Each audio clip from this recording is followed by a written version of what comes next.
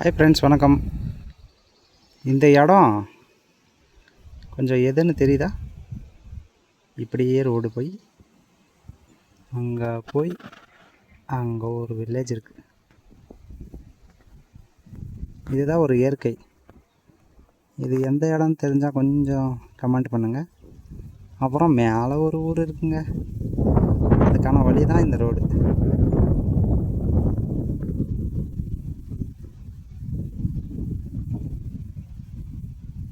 யாரோ ஒருத்தர் வண்டியில் வந்துருக்காங்க.